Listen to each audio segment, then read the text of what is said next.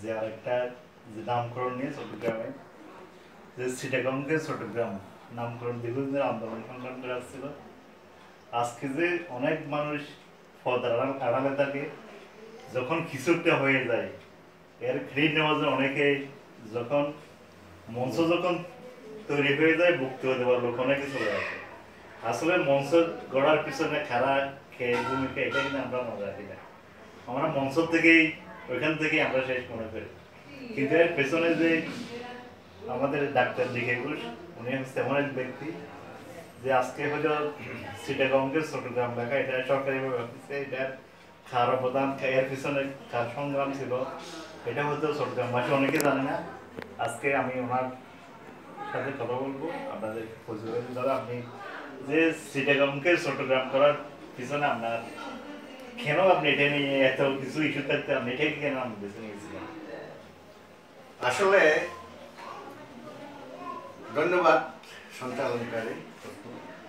আমার চিন্তাধারা ছিল ছোট থেকে, আমি আসলে আমার একটু পিছনে যাই, আমি এতিমখানায় বড় হয়েছি।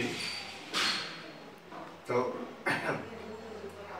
আমার বাবা 5 বছরে মারা যায়, তখন থেকে আমার বড় ভাই ছোট ভাই এবং জায়গার সম্পর্কে কিছুই ছিল না। এতিমখানায় বড় হয়েছি, বড় হয়ে শহরে চলে এসেছি। শহরে এসে 5টা টিউশনি করে 15 টাকা ইনকাম করতাম 1964 ইংরেজিতে। তখন থেকে আমি এদিকে সিটি কলেজ, ওইদিকে হোমিওপ্যাথিক কলেজ এবং টিউশনি এই সেই করতে করতে করতে করতে আমার মাথায় ঢুকলো, এবং বহু সংগঠনের সাথে জড়িত ছিলাম।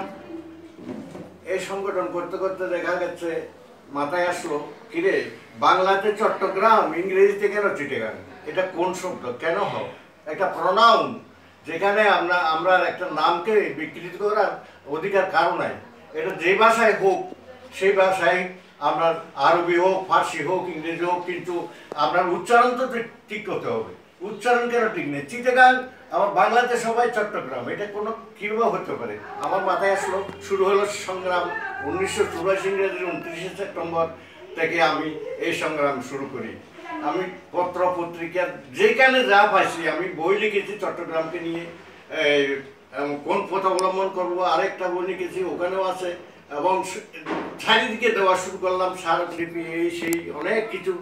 দেখতে দেখতে দেখতে দেখতে দেখি কেউ কারো মাথায় আসে না। তত্ত্বাবধায়ক সরকার আসলো, ডাইরেক্ট চলে গেলাম ওখানে। আমাদের গ্যাংক আসলো, আমরা সবাই চলে গেলাম, আমাদেরকে সবাই ঘিরে ধরে ফেলেছে, র্যাব ট্যাব সবাই। এবং আমি যখন কাগজপত্র বাইর করলাম, তখন আমাদেরকে সাদরে গ্রহণ করলো, এবং সাদরে গ্রহণ করে আমাদেরকে বললো কি কারণে আপনারা এসেছেন। আমি কাগজপত্র দেখালাম, ওনার ফখরুদ্দিন সাহেব আমাকে বলে যে ঠিক আছে, আপনারটা মাস্ট পেয়ে যাবে, এটাতে একটা যুক্তিসঙ্গত ব্যাপার। তা আমি দিয়ে আসলাম, কিছুদিনের মধ্যে উনি আবার চলে গেল, পালন হলো না। তারপরেও সংগ্রাম চলতেছে চলতেছে, আমি কিন্তু এটা থামাই নাই, সংগ্রাম চলতে আছে। আমি কেন হবে এটা, কিন্তু এত চট্টগ্রামের মানুষ কেউ আমরা এই খালি বলে যে এটা যুক্তিসঙ্গত, কিন্তু আমার সাথে কেউ সাহায্য সহযোগিতা করে না। অর্থনৈতিক আবার পরিশ্রম এবং আপনার সময় এগুলো দিয়ে আমি যতটুকু পেরেছি, এমন এটা হতেই হবে, কেন হবে না? ডাক্কাকেই ডাকা করলো, আমার চিটাগাংকে কেন চট্টগ্রাম করা হবে না? ওটা ডাক্কা, ডিএ ডবল সি এ, ডাক্কা। এটাকে আমরা এরশাদ সাহেবের আমলে ওটাকে ডাকা করা হয়েছে। তাইলে আমার চিটাগাংকে এত বছর লাগলো কেন? 34 বছর সংগ্রামের পর আমার শেখ হাসিনা মহোদয়, আমাদের বাংলাদেশের প্রধানমন্ত্রী, আমাকে আমার এই শব্দটা নিয়ে, আমার এই আন্দোলনকে নিয়ে উনি বাস্তবায়ন করেছেন। তাকে আমি আমার অন্তঃস্থল থেকে ধন্যবাদ জানাচ্ছি। তো এই যে চট্টগ্রাম, আমার যে আপনি যখন বলতেন, আপনি এখন ইতিহাসের অংশ বলতে আসলে যে এটার জন্য যখন আপনি এটাকে আপনি আর কোনো আপনার প্রত্যেকে আছে কিনা সরকারের কাছে, আপনি যখন আপনার নামের সাথে এখন চট্টগ্রামের সর্বোত্তর আপনি লিখতে পারেন চাইলে, যে আপনার নামটা কিন্তু আপনার হাত দিয়ে এটা আপনার দাবির প্রেক্ষিতে আপনার আন্দোলনের ফসলে বলতে পারে, এটা চট্টগ্রামবাসী কয়জনেই জানে। অথবা আপনাকে স্বীকৃতি না দেওয়ার কোনো বা কার্পণ্য করার কোনো এ ধরনের কোনো অবহেলার শিকার হচ্ছেন কিনা? অবশ্যই শিকার হয়েছে। আমি দেখা গেছে এত বড় একটা এত বড় একটা মানে এতদিনের পরিশ্রম, এতদিনের সংগ্রাম, এবং সেটার জন্য এবং আমাকে মোটামুটি সরকারি আবেগ কিছুই আমাকে এরকম সহযোগিতা করে নাই।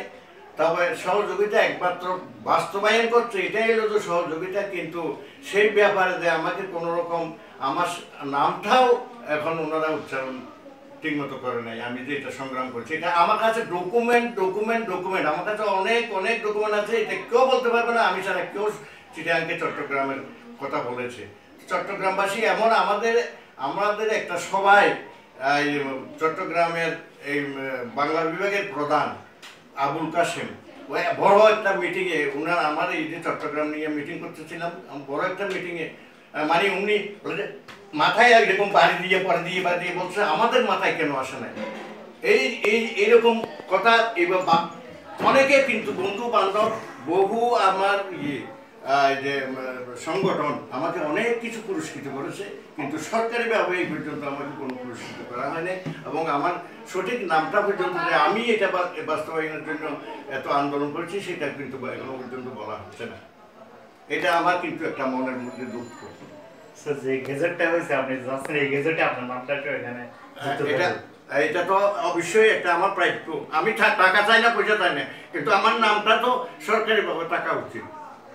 সেটা যদি আমি যুক্তিসঙ্গত কথা না বলে থাকি তাহলে তো আমাকে না দিলে হবে। কিন্তু আমি তো এটা প্রমাণ আছে, হাজারো প্রমাণ আছে যে এটা আমি সংগ্রাম করেছি, এবং আমার এটা একটা প্রাপ্য যে একটা শুধু আমার নামটা থাকুক, আর কিছু না। আমাকে পয়সা দেওয়ার দরকার নাই, টাকা দেওয়ার দরকার নেই, কোনো কিছুর দরকার নেই।